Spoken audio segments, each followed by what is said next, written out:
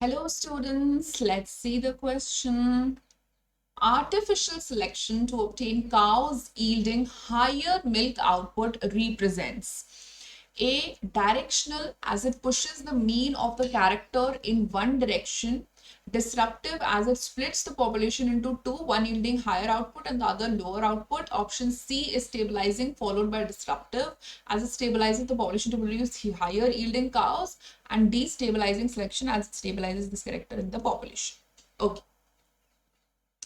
Now what we have to do is that we have to see कि artificial selection में कौन सा वाला selection हो रहा है. अब देखो artificial selection में क्या होता है कि हम अपने like man made selection करवाते हैं, है ना, फॉर हायर यील्डिंग काउस, यानी कि जैसे ज्यादा दूध जो दे पाए काउ, हम उस हिसाब से उनका मीटिंग करवाते हैं, सुपीरियर जनरेशंस को लेते हैं, उनकी मीटिंग करवाते हैं. ठीक है, तो यहाँ पे क्या होगा, अगर जैसे मान लो अगर हम ग्राफ के जरिए समझेंगे, मैं यहाँ छोटा सा ग्राफ बनाती हूँ, छोटा सा ग्राफ ही बना पाऊंगी कि छोटी सी जगह है मेरे पास. तो अगर पहले लो यील्ड था सपोज, अब क्या हुआ है हायर यील्ड, यानी कि ग्राफ एक डायरेक्शन की तरफ शिफ्ट हो गया, मिडल में नहीं है, राइट की तरफ या लेफ्ट की तरफ जो भी, मतलब वो एक साइड में शिफ्ट हो चुका है. ठीक है, तो इसका मतलब ये डायरेक्शनल हो रहा है, मतलब साइड वो हो गया है.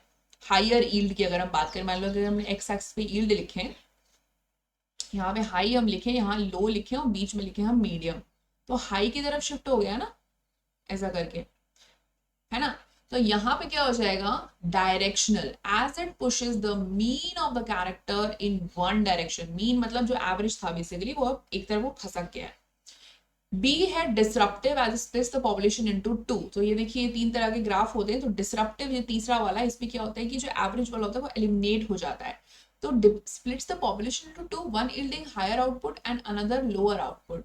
तो नहीं, आर्टिफिशियल सिलेक्शन से हमारा ये मकसद नहीं है कि हम लोअर आउटपुट वाले काउ को बनाए, नहीं, हमें हायर आउटपुट चाहिए.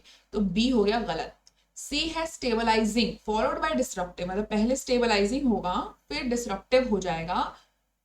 As a stabilises the population to produce, बिल्कुल भी नहीं, ऐसे कैसे हो सकता है कि पहले स्टेबलाइजिंग फिर फॉलोड बाय डिसरप्टिव. डिसरप्टिव तो नहीं हो रहा है, it is just shifting to one direction.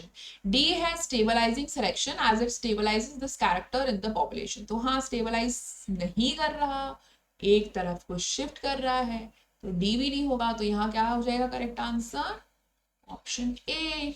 Okay, best of luck.